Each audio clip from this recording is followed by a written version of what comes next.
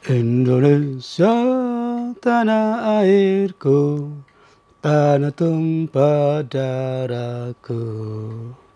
Di sanalah aku berdiri, jadi pandu ibuku. Indonesia, kebangsaanku, bangsa dan tanah airku, marilah kita berseru, Indonesia bersatu. Assalamualaikum warahmatullahi wabarakatuh. Alhamdulillahirabbil alamin wa bihi nasta'in wa ala umuri dunya waddin. Bismillahirrahmanirrahim. Qul huwallahu ahad, Allahus samad, lam yalid wa lam yulad wa lam yakul lahu kufuwan ahad. Kepada sahabat terindah semuanya dimanapun berada, jumpa lagi dengan saya. Di kali ini saya akan membahas tentang apa yang sedang diisukan, tentang apa yang sedang trendy di negeri kita ini, yaitu mengenai IKN. Apakah IKN ini merupakan suatu proyek yang harus kita pertahankan? Apakah harus kita stop karena berbagai kontroversi terdapat di dalamnya? Apakah benar apa yang disebarkan di media-media sosial itu kenyataannya seperti itu, ataukah tidak sama sekali?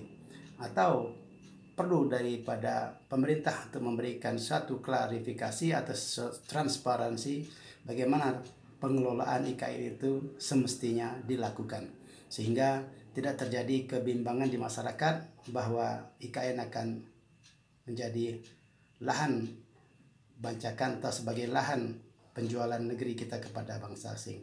Semoga itu tetap tidak terjadi, dan jangan lupa tonton terus di channel Trida ini, dan yang belum subscribe silakan untuk subscribe, share-lah channel ini kepada kawan-kawan kita semua, semoga menjadi pencerahan bagi kita.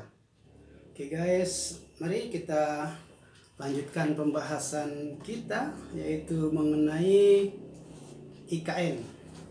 Banyak terdapat beberapa kontroversi daripada pembangunan IKN tersebut, di mana telah banyak tersebar di media-media sosial, yang tersebar dari versi yang berbeda dengan apa yang disampaikan oleh pemerintah kita, bahwa IKN itu merupakan program daripada pemerintah kita untuk menggadaikan negara kita kepada bangsa Cina khususnya.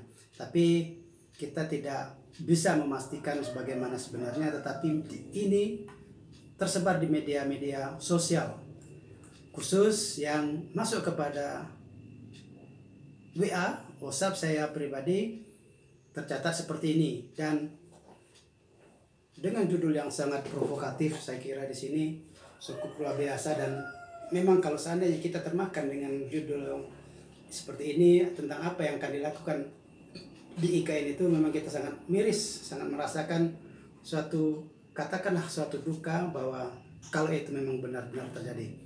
Tapi di video ini saya sebagai seorang akademisi juga, tentu dalam mengelola YouTube ini saya tidak berpihak kepada yang manapun.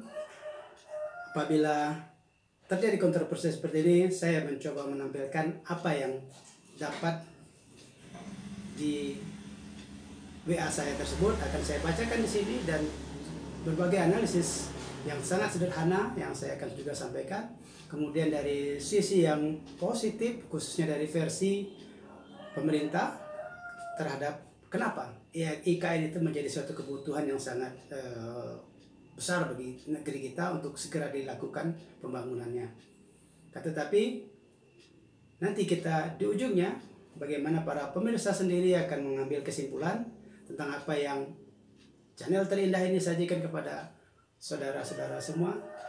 Kami menyajikan, silakan Anda untuk menyimpulkan dan segera untuk menyebarkan atau mengambil kesimpulan yang positif untuk kebaikan negeri ini. Judulnya sangat luar biasa, tersebar di berbagai media sosial yang saya dapatkan dengan judul Tahapan Skenario Cina Caplok Indonesia Tanpa Perang. Ini terdapat judul yang sangat provokatif, di mana catatannya adalah bahwa informasi ini bukan hoax, bisa diadu dengan data intelijen. Begitu yang dapat saya baca dari WA yang saya terima dari media sosial yang saya miliki, dan kawan yang mengirim kepada kami ini adalah di grup. Dengan saya bacakan. Jadi tahapan atau skenario Cina yang akan mencaplok Indonesia tanpa perang itu yaitu tahap pertama. Kita lihat bahwa pemerintah tunjuk Bos Sinarmas sebagai kepala IKN otorita yang bernama Bambang Susanto, dan memerintahkan pengembang Cina seperti Agung Sedayu, Podomoro, Ciputra, Lipo dan lain-lain untuk membangun pemukiman Cina di IKN. Dan tercatat ini sudah terjadi. Saya akan menanggapinya tahap per tahap. Tahap pertama ini memang benar, pada tahun 2022 yang lalu Presiden Jokowi telah melantik Bambang Susantono untuk menjadi kepala otorita IKN, untuk yang diberikan tugas dia setara dengan menteri, di mana beliau Bambang Susanto bertanggung jawab langsung kepada Presiden untuk segera melaksanakan pembangunan di IKN dengan segala bentuk pembangunannya. Di sini memang benar ditunjuk Agung Sedayu, Podomoro, Ciputra, Lipo dan lain-lain sebagainya. Dan tidak bisa kita ingkari bahwa mereka ini adalah para Taipan dan keturunan Cina, dan memang asli orang Cina, tetapi dia berkewarganegaraan Indonesia. Apabila ini proyeknya diserahkan kepada orang-orang ini, mungkin ada semacam pertimbangan-pertimbangan yang sangat baik atau pengalaman-pengalaman yang telah mereka lakukan untuk membangun infrastruktur di negeri ini, maka diberikan kepada mereka. Jadi bila memang ini sudah terjadi dan pengerjaannya pun sudah berjalan, bisa dinyatakan suatu hal yang lumrah. Karena sampai dengan saat ini kita untuk mencari para kontraktor atau para pengembang yang sekali Podomoro, Ciputra dan sebagainya yang asli orang Indonesia memang sangat jarang, bahkan mungkin kita tidak bisa menemui. Mereka memang kita sebut sebagai 9 naga, dan kita dari 9 naga itu sepertinya memang mereka adalah naga-naga yang sangat luar biasa untuk pengembangannya. Tetapi kita tidak mengetahui apabila mereka bekerja sama dengan Cina, kemudian investasinya sebagian besar diberikan kepada Cina, mungkin inilah salah satu hal yang harus dikoreksi kembali. Kemudian tahap kedua, kerjasama IKN dengan Shenzhen City yang akan menjadikan IKN menjadi Twin City dengan kota Shenzhen. Twin City ini sebagai konsultan tata kota agar landscape-nya sesuai pesanan Xi Jinping yang aman untuk pertahanan dari segala aksi demo protes mahasiswa dan rakyat yang akan muncul menentang kebijakan penguasa. Jadi dengan mengadaptasikan atau menjadikan Shenzhen menjadi Twin City-nya IKN dengan pola pertahanan kota yang cukup ketat di dalamnya, mungkin ini dicurigai oleh bangsa kita sendiri yang mungkin juga telah berdasarkan daripada data-data intelijen yang kita tidak bisa memastikan apakah tidak data itu dari intelijen. Kota Twin City memang banyak terjadi di dunia ini sebagai contoh suatu negara bahwa dia senang dengan bentuk satu kota dan ingin menerapkan kota tersebut, prinsipnya sama seperti kota tersebut di negeri kita. Dan mungkin IKN akan menjadi Twin City-nya Shenzhen City. Dari sisi tinjauan bebas dari demonstrasi, bebas dari kekacauan dari luar, ini menurut pendapat saya secara pribadi merupakan suatu hal yang mutlak bagi suatu negara sebagai suatu ibu kota agar terlaksana segala administrasi kenegaraan secara baik dan tenang dan nyaman, sehingga kota dibentuk dengan sedemikian rupa sehingga terhindar dari segala macam gangguan, baik itu gangguan yang namanya demonstrasi maupun kerumunan-kerumunan massa yang bisa mengganggu atau setidak-tidaknya ya mengganggu secara sebentar kelancaran daripada administrasi ketatanegaraan.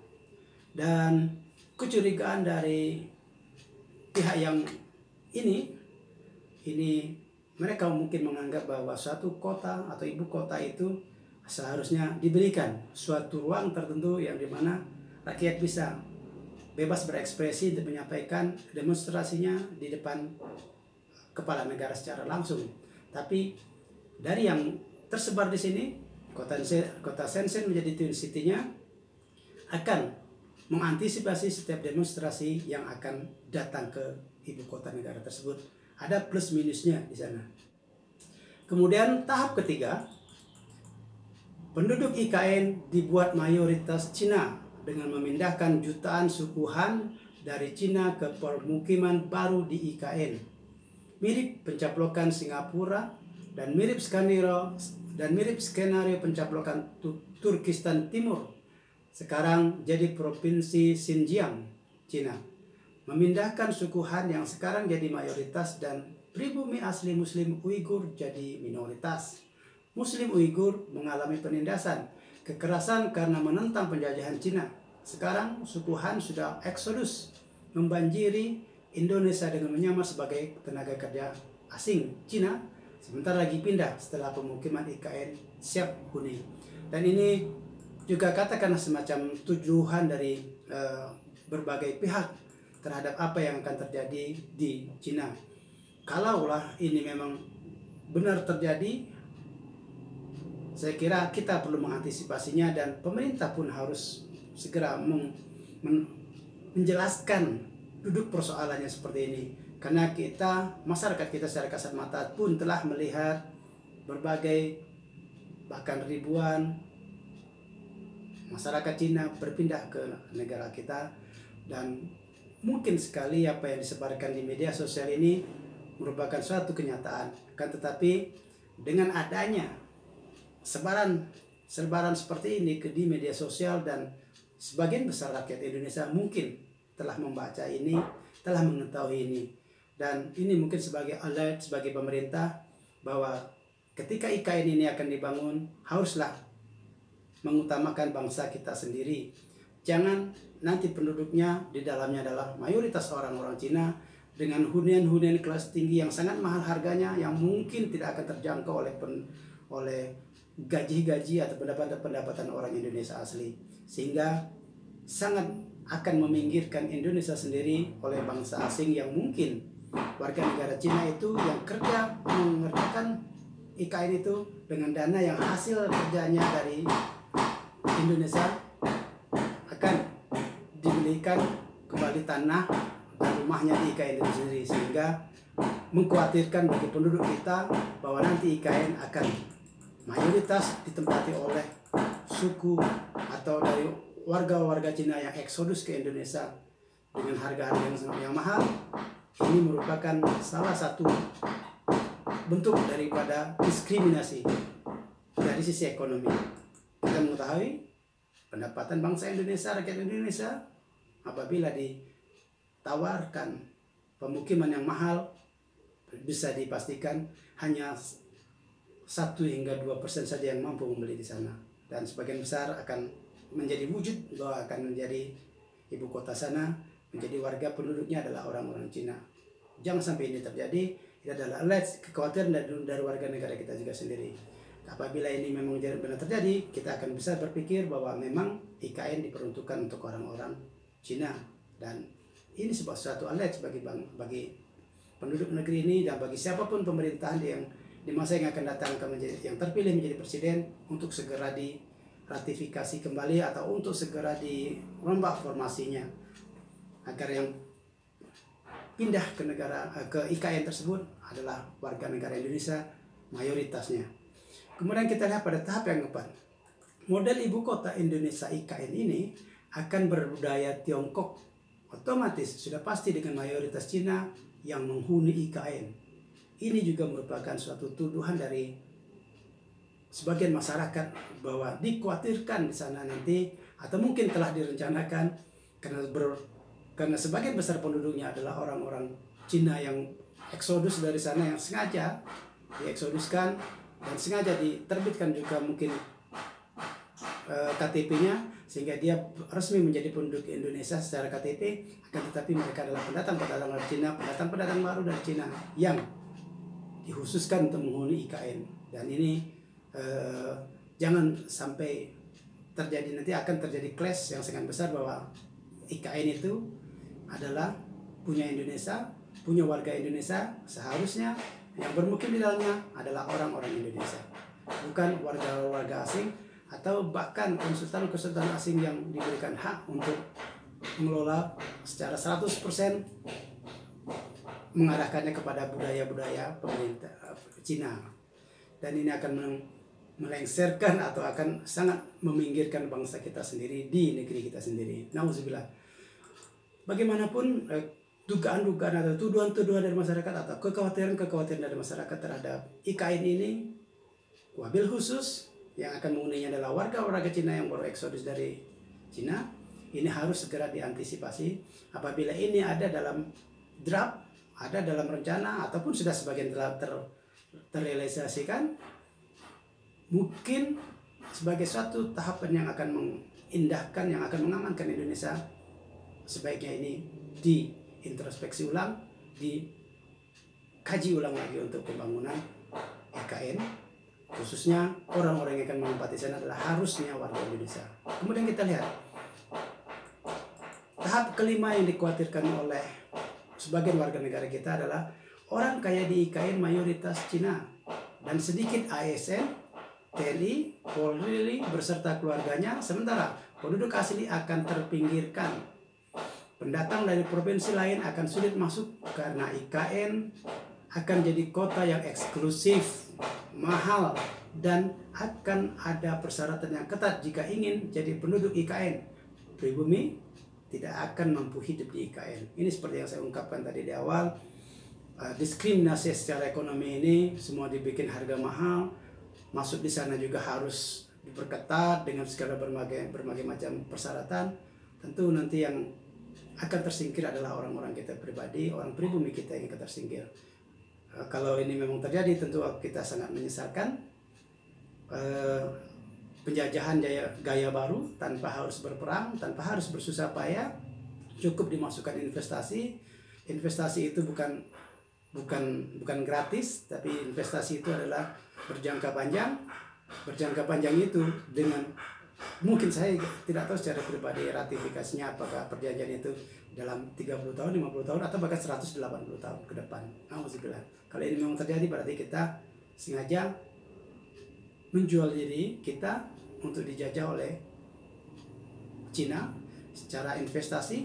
Dan tentu apabila ini terjadi, memang akan sangat sulit kita bisa masuk ke dalam wilayah IKN tersebut. Dengan mayoritas Cina, operatornya Cina, semuanya Cina dan sebagainya, tentu kita akan tersingkirkan. Orang kita, TNI, Polri, akan berada di depan-depan rumah-rumah mereka hanya sebagai security saja, tidak mempunyai hak lain sebagainya karena dia adalah penduduk istimewa. Nauzubillah. Jangan sampai ini terjadi.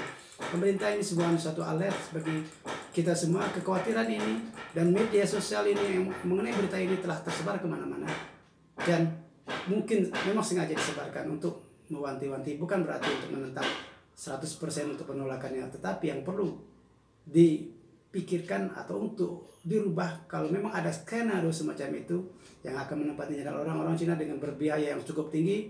Ini yang perlu dirubah, harus dirubah sehingga kekhawatiran rakyat kita akan dijajah secara ekonomi bisa ternihilkan atau bisa setidaknya masyarakat tidak curiga 100%. Kemudian tahap yang keenam, IKN picu awal berdirinya negara Indo-Cina, diikuti kebangkrutan Indonesia di berbagai provinsi akibat kebijakan yang tidak memihak pribumi dan elit pusat. hidup mewah, foya-foya dari fasilitas negara sebagaimana yang sekarang lazim terjadi di negara berideologi komunis. Nah, ini para elit kita terbuai dengan kehidupan mewah, sementara rakyatnya susah mencari kehidupan untuk makan, sementara IKN dikelola oleh orang-orang yang dikhawatirkan tadi adalah penduduk Cina, dan mereka akan meraup segala keuntungan. Tentu nanti ujung-ujungnya ketika kita lemah, bisa jadi negara Indo-Cina, kita menjadi salah satu negara jajahan dari Cina karena ekonomi kita dikuasai oleh Cina dan kita akan diatur oleh Cina. Nauzubillah. Ini juga suatu lihat, jangan sampai ini terjadi. Para pemimpin negeri ini, juga para calon-calon pemimpin negeri ini di masa yang akan datang, ketika Anda terpilih menjadi presiden dan wakil presiden dan Anda mempunyai hak yang luar biasa untuk mengatur negeri ini, segera tinjau kembali kebijakan IKN ini. Bukan berarti IKN ini harus dihentikan, akan tetapi siapa yang harus menghuni IKN itu yang harus dipastikan bahwa penduduk Indonesia harus diutamakan. Kemudian ke tahap yang ketujuh yang dikhawatirkan ini adalah terjadi pemberontakan di tiap daerah dan banyak provinsi yang ingin merdeka sebagai protes kebijakan pemerintah komunis yang otoriter seperti negara komunis Cina dan Korea Utara. Tentu ini suatu hayalan. Yang saya katakan hayalan itu adalah ada suatu kemungkinan yang akan terjadi ketika kita telah dikuasai oleh Cina yang memang berhaluan komunis, walaupun komunisnya sekarang sudah digabung dengan kapitalis orang Cina sana. Tetapi bagi negara yang baru ditaklukkan, tentu dia harus mematuhi segala apa yang ditentukan oleh negara yang menjajahnya, walaupun tanpa perang. Tetapi secara ekonomi kita telah takluk di kaki Xi Jinping. Dan apabila tahap yang ketujuh ini merupakan suatu bayangan ke depan, seandainya apa yang dikhawatirkan di poin nomor 1 sampai dengan 6 ini terjadi, maka poin nomor 7 akan juga terjadi. Kekhawatiran akan terjadi pemberontakan karena rakyat semakin susah menjalani kehidupannya. Kemudian orang-orang kaya sibuk mengurus dirinya sendiri, sementara administrasi negara diatur oleh orang-orang Cina yang mengatur pemerintahan kita dari IKN. Ini masih jauh akan terjadi, tetapi juga perlu dipikirkan bagi para calon pemimpin negeri ini ke depannya. Kekhawatiran ini tentu bukan suatu hal yang tidak beralasan, karena ada yang telah terjadi di beberapa negara, khususnya di wilayah daratan Afrika, yang mana negara-negara tersebut berhutang kepada Cina. Akhirnya segala kehidupan persendian kenegaranya diatur oleh Cina.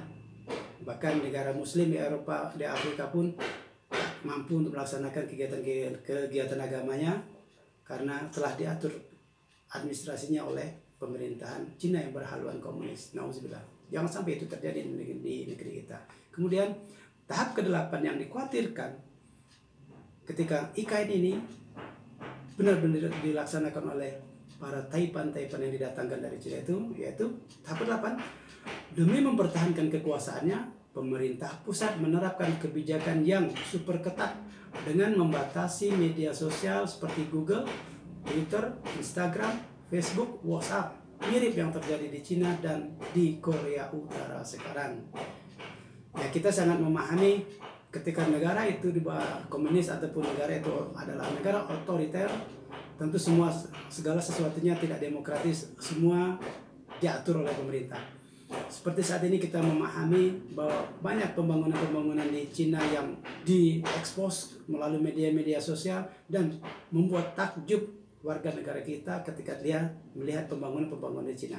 Tapi yang perlu kita ketahui bahwa informasi yang disebarkan lewat WA itu mengenai pembangunan yang megah, yang super mega dari negara Cina itu, bahwa harus kita ketahui bahwa yang diupload itu adalah yang bagus-bagus saja, yang terindah-indah saja. Jadi semua informasi yang keluar ini telah disortir oleh pemerintah sehingga bisa menarik hati atau menarik simpati warga negara lain yang mengatakan bahwa Cina memang telah maju. Karena semua berita yang keluar itu adalah yang bagus-bagus saja. Dan tidak seperti negara kita. Berita yang terbagus sangat kurang. Berita yang buruk selalu muncul. Bahkan berani dia, orang Indonesia, karena merasa negaranya adalah demokratis, berani dia mau munculkan berita-berita yang sebenarnya sensitif, yang termasuk adalah rahasia negara.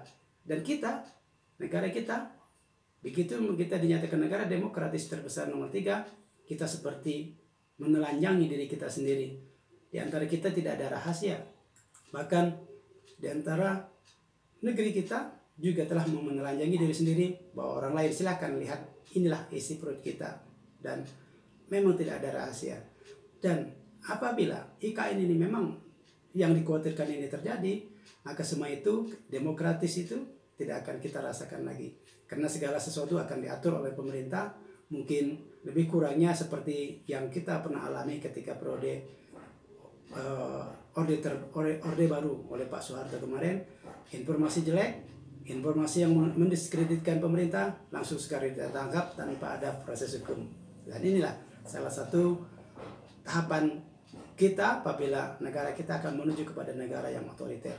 Dan Cina melalui pahamnya komunis, tidak ada yang boleh menyebarkan berita kecuali pemerintah.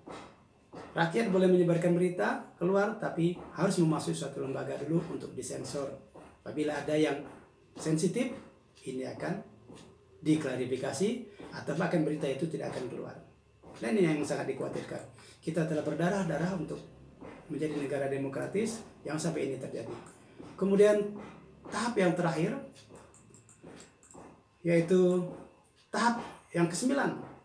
Sebelum Indonesia dikomuniskan Cina, solusinya rakyat harus cerdas. Jangan mau ditipu dengan sinetron pencitraan rezim korup saat ini dan salah satu partai pendukungnya. Sudah terbukti 2 periode negara ini bangkrut. Semua BUMN dibikin bangkrut. Negara banyak hutang. Akibatnya rakyat diperas dengan aneka pajak. BBM naik berlipat. Premium yang dibutuhkan rakyat kecil dihapus. Diganti dengan Pertalite yang harganya 2 kali lipat. Kenaikan harga semua kebutuhan pokok. Sulitnya pribumi cari kerja karena lapangan kerja sudah dikasih ke TKA Cina. Jadi ini merupakan suatu kesimpulan pada solusi apa yang harus kita lakukan. Apakah IKN itu harus dilanjutkan, apakah harus di stop?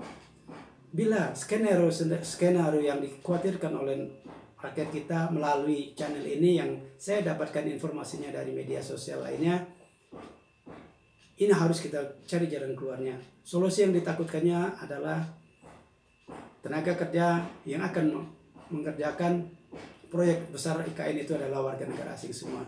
Dan ini harus dirubah. Harus dibanyakan orang-orang Indonesia. Dan transparan pemerintah harus menunjukkannya bahwa inilah orang-orang Indonesia. Kemudian pemukiman-pemukiman itu jangan dikhususkan untuk orang-orang Cina yang kaya raya, maupun orang Cina apapun yang mau kaya raya atau miskin, tapi utamakanlah 90% atau katakan 85% adalah dikhususkan untuk orang Indonesia.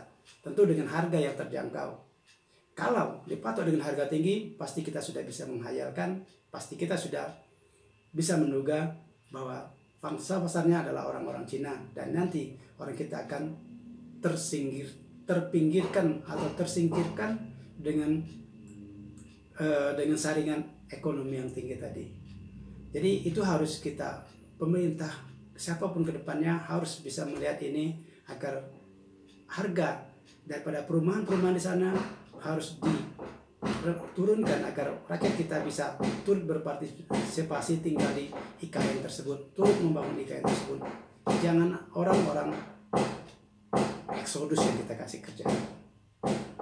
Maaf para pemirsa, tangga lagi sibuk membangun, jadi terdengar suara ketak-ketak gitu. Kita anggap ini sebagai background daripada IKN yang dikhawatirkan oleh rakyat kita ini akan terjadi. Mudah-mudahan backgroundnya tidak begitu mengganggu terhadap informasi apa yang saya sampaikan di sini. Jadi untuk video yang pertama ini saya menyajikan dulu tahapan-tahapan yang dinyatakan sebagai skenario Cina akan mencaplok Indonesia tanpa perang ini, yang tentu disampaikan melalui media sosial dan saya membacakan di sini.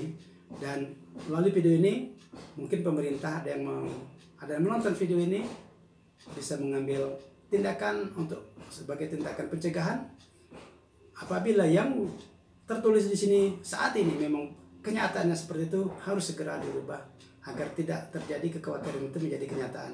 Kalau kekhawatiran itu menjadi kenyataan dan untuk semua akan menjadi kenyataan, tentu kita akan bisa bayangkan kekeosan negeri ini, pemberontakan di negeri ini akan benar-benar terjadi di masa-masa yang akan datang. Kita harus tahu bahwa negeri ini bukan hanya untuk kita, negeri ini untuk anak cucu kita ke depan. Kalau negeri ini terhutang sampai dengan 180 tahun ke depan, itu yakinlah bukan suatu hutang, tapi adalah suatu penjualan negeri ini secara sengaja oleh generasi sekarang. Dan generasi masa depan kita akan hidup di bawah penjajahan Cina dengan menguasainya tanpa perang. Nauzubillah min dzalik. Demikian, semoga video singkat ini bisa menjadi pertimbangan bagi pihak-pihak pemerintah ataupun siapa yang akan memerintah di masa yang akan datang. Silakan teruskan IKN, tetapi kekhawatiran di masyarakat ini yang telah tersebar secara meluas ini segera untuk ditanggapi agar tidak terjadi di kemudian hari. Dan saya akan lanjutkan pada video berikutnya, yaitu mengenai real apa yang ada di IKN, apa tahapan-tahapan yang akan dilaksanakan di IKN, dan bagaimana perencanaannya yang akan dilakukan di IKN ke depan, yang dengan target 2024 nanti sudah nampak wujud daripada IKN walaupun belum 100%. Nantikan video berikutnya. Terima kasih telah menonton. Wassalamualaikum warahmatullahi wabarakatuh. Thank you for watching.